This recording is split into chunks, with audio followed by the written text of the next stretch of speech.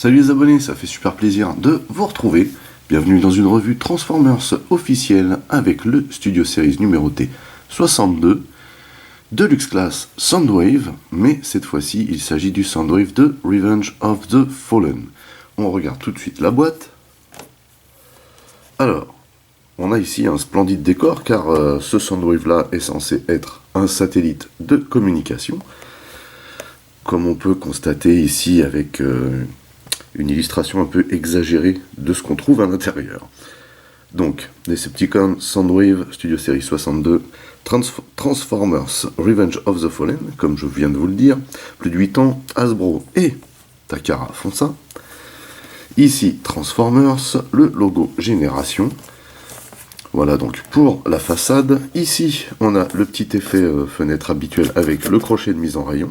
Transformers Revenge of the Fallen.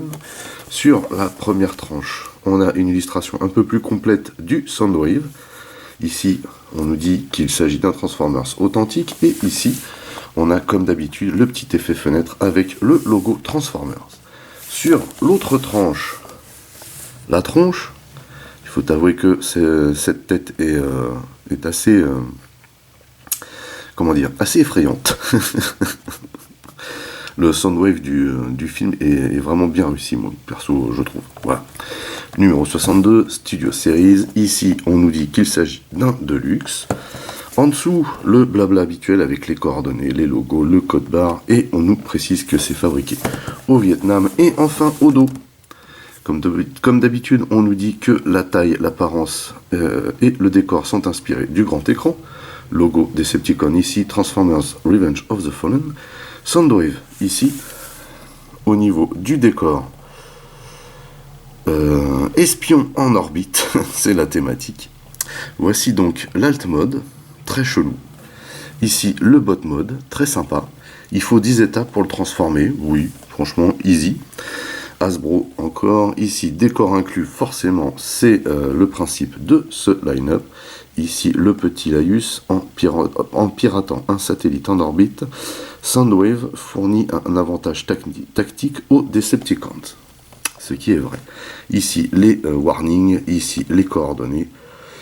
Voilà pour la boîte, on enchaîne. À l'intérieur, on a un petit flyer de précaution, donc rien à cirer.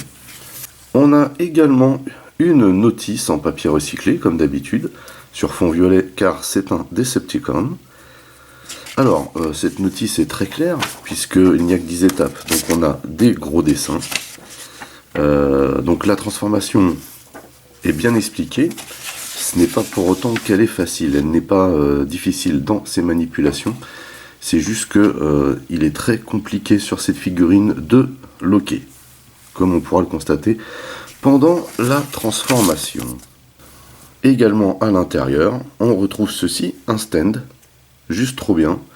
Et c'est là que je me dis que, ok, donc là c'est un satellite, un stand est un petit peu indispensable, mais pourquoi ne pas avoir fourni un stand pour certaines figurines comme les avions, ce genre de choses, ça aurait été vraiment sympa. En tout cas, voilà, jolie couleur translucide bleue, plastique de qualité, avec une articulation ici, également une rotation au niveau du socle, très sympa, avec les petites stries là. Et voici donc le Soundwave dans sa morphologie satellite de communication. Alors, c'est une figurine à part, c'est un délire, hein, c'est un délire. Cependant, je ne sais pas pourquoi, mais j'aime beaucoup cette représentation de Soundwave. Voilà, je le trouve juste trop fun. Donc de face, on voit que c'est une bonne baraque. Personnellement, j'aurais préféré que ce Soundwave là sorte en Voyager, hein, qu'il soit un peu plus massif, un peu plus imposant. Mais pour un Deluxe, il est déjà balèze, hein, ce qu'on pourra constater tout à l'heure. En tout cas, de face, il n'y a rien à signaler. Tout est bien à sa place. Et on a des jolis moldes. De profil, on peut constater que Soundwave a été à la salle. Hein. Voilà. Mis à part des pecs rebondissants, il a une très très jolie ligne de profil. Et de dos, il est bien cool également avec cette espèce de queue de pie là.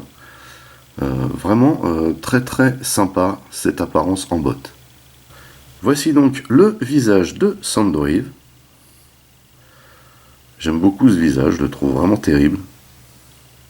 Assez flippant, on voit que le gars n'a pas envie de rigoler. Très stylé ce visage. On a beaucoup de détails d'ailleurs dessus, si on y regarde de près. On a un très très joli torse ici avec cet effet là devant. Assez excellent. On a également des petits effets d'usure. On a des petites touches de peinture métal aussi, qui font plaisir. J'aime beaucoup sa morphologie à ce bot. Là pareil, on a des petites pointes de détail. Excellent. Si on a des mains couleur métal également, avec ce qu'il y a de posé là sur ses avant-bras. Excellent.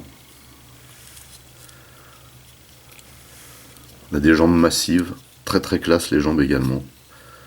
Avec, vous voyez, des petites incrustations en plastique translucide bleu, alors que sur l'illustration on a du translucide rouge.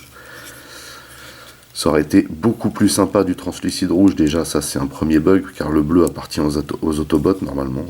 Voilà, juste comme ça.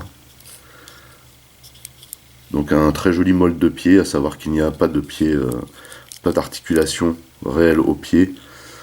Je vous montrerai juste après ce qu'on peut faire. Vraiment très très sympa, et également ce panneau à l'arrière, cette espèce de queue de pie. Très très joli.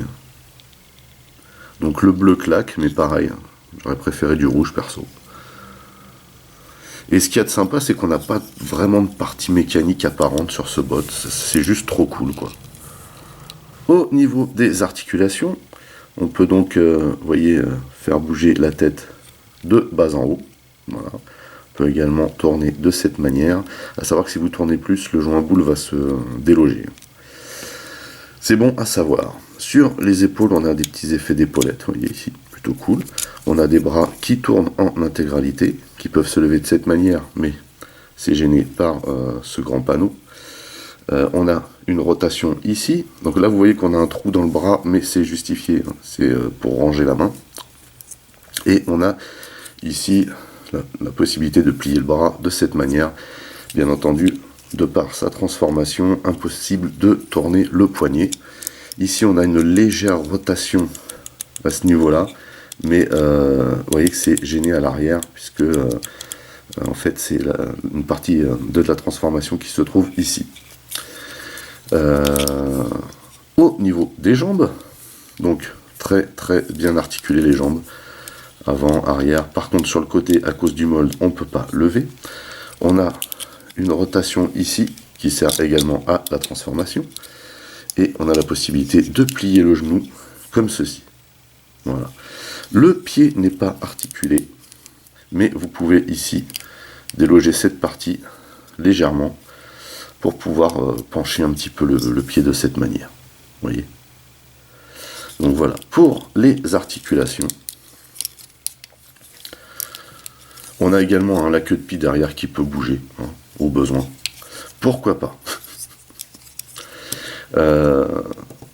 Donc on a vu qu'il y avait seulement un stand. Alors le stand est censé ne servir que pour le mode satellite, mais on peut également s'en servir pour poster Soundwave en bot dessus, puisque le point d'accroche est le même.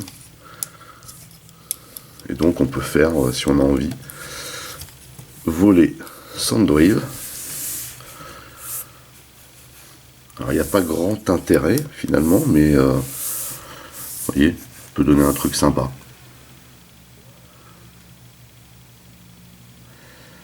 Et autre chose aussi, c'est que même s'il n'a pas d'arme, on peut se servir de cette partie de la transformation pour faire comme s'il avait des lames. Vous voyez.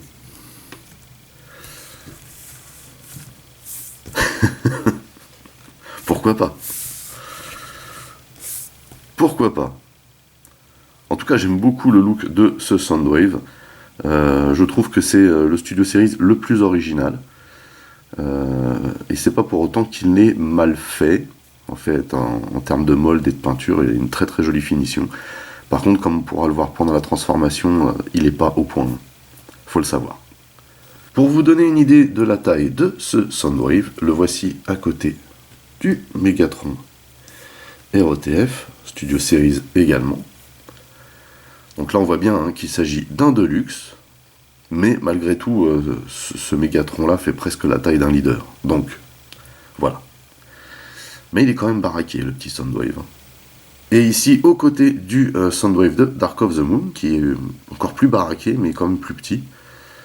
Savoir que j'ai quand même une préférence pour la tête de celui de Dark of the Moon, même si celle de Revenge of the Fallen est bien sympathique également. Bien sûr, on peut venir mettre Soundwave dans son décor.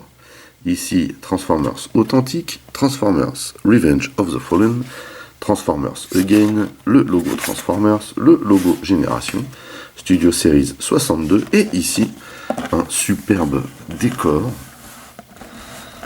certainement un des plus beaux.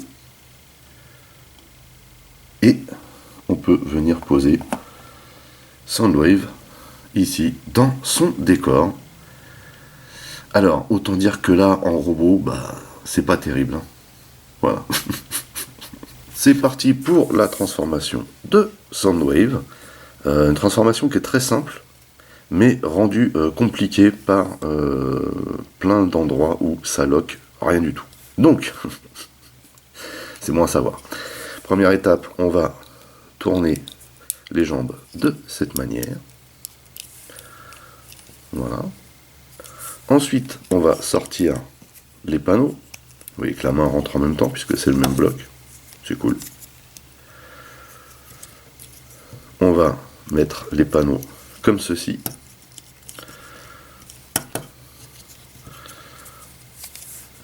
On va ici déclipser. Voilà. Donc là, ça va. On a de la chance, ça tient pas trop mal. On va profiter de cette position pour sortir ces petites pièces, comme ceci, et on les balance dans ce sens. Même chose ici. On fait une rotation et on vient poser ça comme ceci. Ensuite, on va faire pivoter cette partie. Vous voyez qu'on a un système à double joint ici.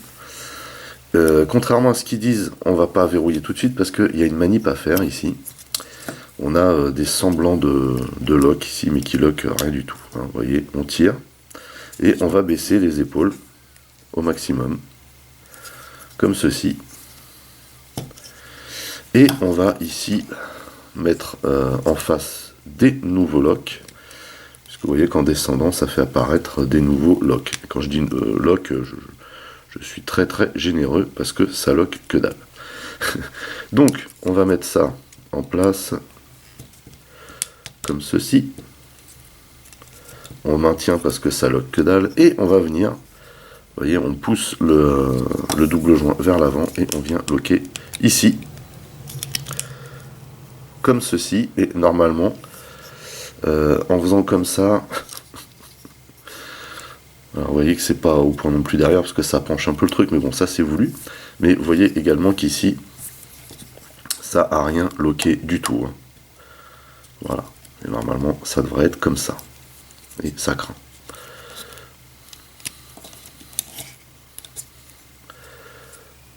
Voilà. Et si je fais des retouches, forcément, ça s'en va ailleurs. Donc, on va laisser comme ça et on va dire que c'est bon. Ceci fait, on a une autre phase qui est casse-tête. Vous voyez ces crochets-là, il va falloir venir les loger ici. Et donc, il y a de fortes chances qu'en faisant ça, en fait, tout ce qu'on vient de faire là se déface.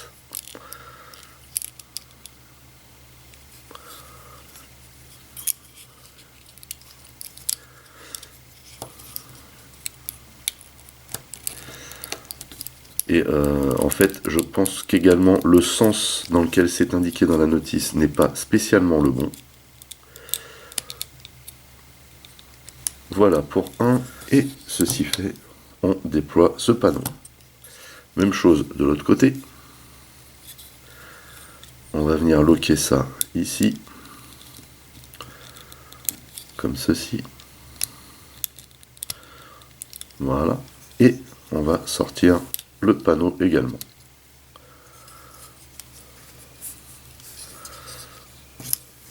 Avant de resserrer un petit peu, on va mettre les bras en position comme ceci.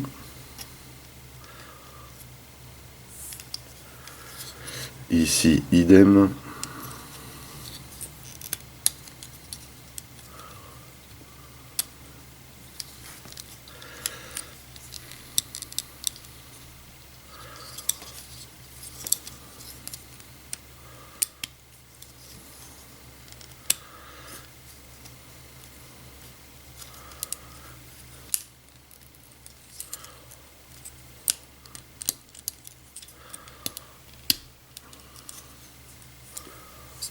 Vous voyez que c'est pas au point du tout. Hein.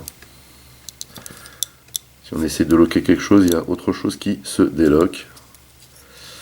Et quand on en est là, ça veut dire que ça a été mal calibré. Hein.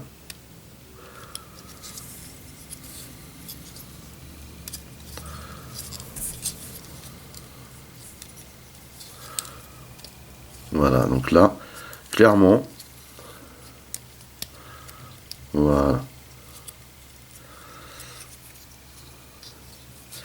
Alors, il y a une chose aussi qui n'est pas indiquée dans la notice, mais que je pense qu'il faut faire. C'est, vous voyez ici, c'est loqué comme ça au départ hein, en bot mode, mais je pense que en mode satellite, il faut déloquer cette partie. Je ne sais pas pourquoi, mais en tout cas, je trouve que comme ça, ça rend mieux. Vous voyez. Donc là, on a terminé. Vous voyez, c'est un satellite quoi, avec une tête. Alors, si vous le souhaitez, vous pouvez vous servir des articulations qu'il y a ici pour bouger les panneaux, comme ceci. Et vous avez quelque chose d'un peu plus droit, mais personnellement, je suis pas fan hein, de cette config. Voilà. Par contre, vous pouvez lui donner un aspect beaucoup plus satellite en cachant la tête. Donc soit vous la rabattez vers l'arrière, et dans ces cas-là, vous avez, comme dans le film, hein, quand il a la tête à plat comme ça, ou alors, vous pouvez, et faire attention au joint boule,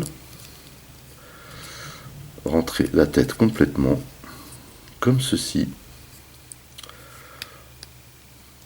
Vous voyez. Et du coup, là, ça fait beaucoup plus satellite. Hein. Après, on peut ici hein, bouger les panneaux comme ça, les étendre un peu, ce que personnellement je préfère. Mais bon, au final, voilà ce que donne Soundwave en mode satellite. Très très compliqué à ajuster la bestiole. Ces trucs-là sont pas au point. Ici, le lock est pas formidable. Sinon, j'aime bien le rendu. Le rendu est plutôt stylé. En tout cas, il y a eu beaucoup de soins d'apporter à la déco. Même si ici la déco est bleue, alors que pour moi elle aurait dû être rouge. On a quand même ici, vous voyez, de très très jolis panneaux couleur alu avec des incrustations translucides bleues, ce qui est vraiment stylé. Vous voyez, toujours la tête apparente, les espèces de tonneaux, je sais pas quoi qui dépassent. On a pas mal de moldes, on a un gros creux ici hein, derrière la tête par contre. La position des panneaux là avec les bras est plutôt pas mal. On a toujours cette espèce de poitrail apparent ici, un petit peu en mode chasseur taille. Ici on voit aussi hein, cette partie là qui est juste classe. Ce que je vous disais c'est que c'est pas dans la notice, mais pour moi ici il faut séparer là. Voilà, légèrement et faire partir un petit peu le panneau vers l'avant. Enfin voilà, il y a vraiment rien d'extraordinaire sur ce TF, mais c'est vrai que vu comme ça, bon, voilà, on peut dire que c'est un satellite. Allez, pourquoi pas. En tout cas, le truc qui est intéressant également, c'est de le poser sur son stand. Donc, rebelote, Et tout de suite, il a quand même une autre gueule. Mais vous voyez qu'il y a vraiment des soucis ici de... C'est pas super bien calibré. En tout cas, ma copie ne l'est pas, en l'occurrence. Juste pour vous donner une idée de son gabarit en alt, le voici à côté de Jetfire, qui est un des plus gros leader class de la gamme. Vous voyez que quand même, mine de rien, il en impose, même sur son stand. Bien entendu, on peut également mettre Soundwave dans son décor en alt mode. C'est même recommandé, puisque il est fait pour ce mode. Et vous voyez que... Par contre là, effectivement, c'est classe. Voilà, bah écoutez, on a terminé la revue de ce Studio Series numéroté 62 Deluxe Class Soundwave de Revenge of the Fallen. Certainement le plus original des Studio Series à mon avis. Il est très très joli dans ces deux modes. Par contre, vraiment à déplorer des gros soucis de calibrage. C'est très sympa comme transformation. C'est vrai, elle est vraiment sympa cette transformation, mais juste les locks, les logements qui sont mal calibrés, bah, ça gâche un petit peu le plaisir. Car la transformation, qui doit être simple en fait, devient un calvaire parce que on ne peut rien ajuster sans qu'il y ait quelque chose qui se déloque ou qui s'en aille. Voilà, c'est juste le bémol. Sinon, effectivement, si vous avez l'occasion de vous le procurer, je vous le conseille malgré tout, car il se démarque vraiment des autres. Et à ce propos, si vous voulez attraper le vôtre ou tout autre Transformers, rendez-vous chez Yacon Store. N'oubliez pas d'utiliser le code PROMOSBLEX afin d'avoir une petite réduction de ma part. N'oubliez pas également d'aller rendre visite à mes partenaires dont les liens figurent dans le descriptif de la vidéo. Vous pouvez également lâcher des commentaires. Merci de liker, merci de partager. Pour les nouveaux, n'oubliez surtout pas de vous abonner à ma chaîne, c'est très important. Vous pouvez également checker toutes mes autres revues et playlists, et pourquoi pas la playlist de Studio Series. En attendant, je vous donne rendez-vous très très vite. Portez-vous bien et à la prochaine. Allez, bye bye.